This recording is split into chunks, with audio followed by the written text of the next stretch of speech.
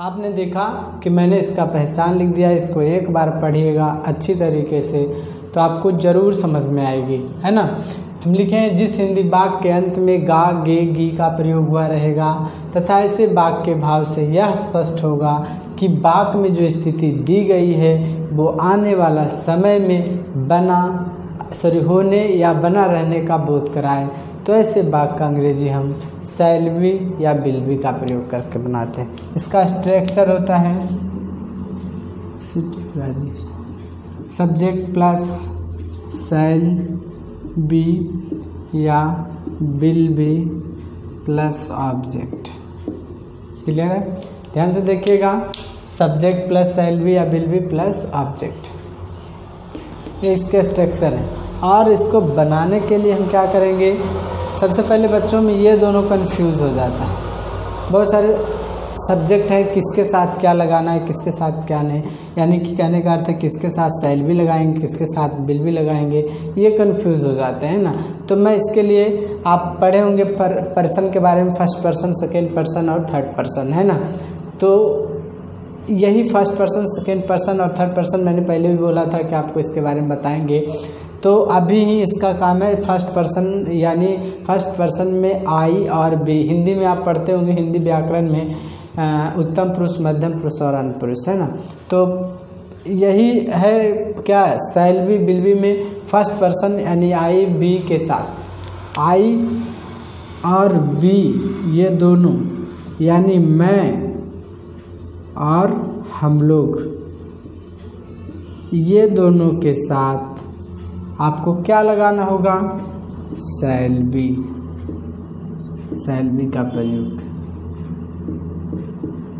करेंगे, है ना। शैल बी का प्रयोग करेंगे और इसके बाद जो बच जाएगा, इसके अतिरिक्त लेफ्ट छोड़ के, आई बी के छोड़ के बाकी कुछ भी हो, कोई भी सब्जेक्ट हो उसके साथ, है ना। हम यहाँ लिख देते हैं लेफ्ट ऑल सब्जेक्ट, है ना।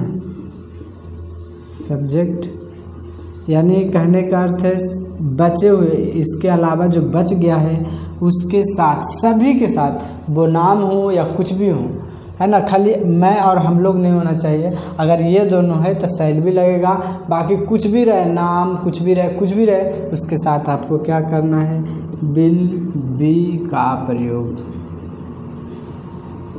करेंगे, विल बी का प्रयोग करेंगे, है ना। अब चलते हैं, कुछ एग्जाम्पल ले लेते हैं किस तरीके से बनेगा। जैसे वह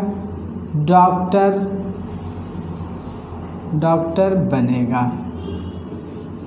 ध्यान से देखिएगा, मैं सिर्फ बनेगा गागेगी का प्रयोग लिखाया हूँ। अगर इसमें आप जोड़ना चाहते हैं तो जोड़ सकते हैं, बनेगा बनेगी बनेंगे, होगा होगी होंगे, रहेगा रहेगी रहेंगे, बनूंगा बनूंगी बनेंगे, ये सारा सब में गागेगी का प्रयोग होगा, है ना।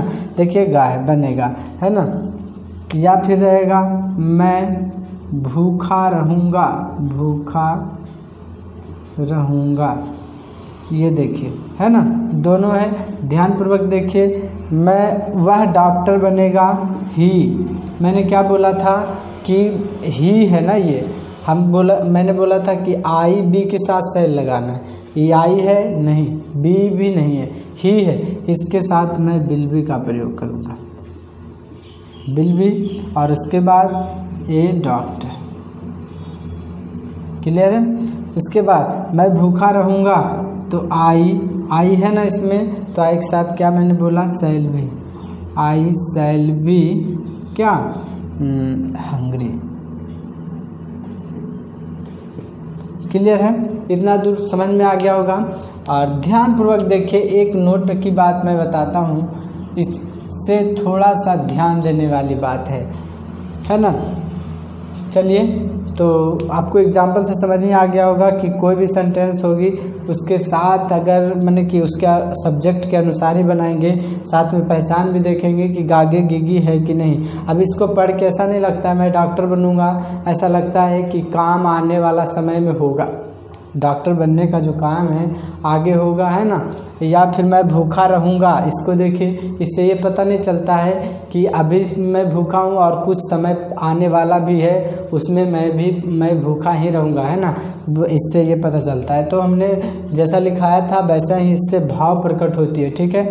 लेकिन इसमें कुछ ऐसी बात है जिससे ये बदल जाता है।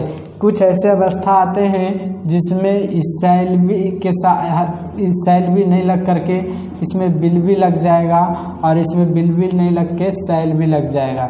ऐसे कंडीशन तब आएंगे जब इसी सेंटेंस में क्या कहता है, अवश्य का प्रयोग कर दिया जाए। जैसे देखिए, वह अवश्य डॉक्टर बनेगा, वह अवश्य डॉक्टर बनेगा, है ना।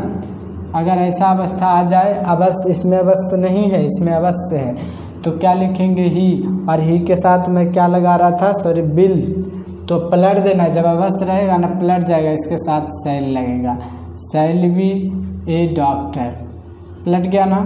और अगर ऐसे रहेगा, मैं अवश्य भूखा रहूँगा, मैं अवश्य भूखा रहूँगा, तो हम पहले आई के साथ क्या लगाते थे, आई हो गया, आई के साथ मैंने सैल लगाया था, है ना। लेकिन जब ये अवश्य रहेगा तो चेंज कर देंगे, इसके साथ विल बी का प्रयोग करेंगे, विल बी हैंग्री। आपको ज़रूर समझ में आई होगी दोस्त, और आप किसी और को समझा भी सकते हैं या खुद क्या कर सकते हैं, बना भी सकते हैं, ना। तो आप ऐसे सेंटेंस को इस प्रकार बना सकते हैं जो इजीली वे में बनेगा, है ना।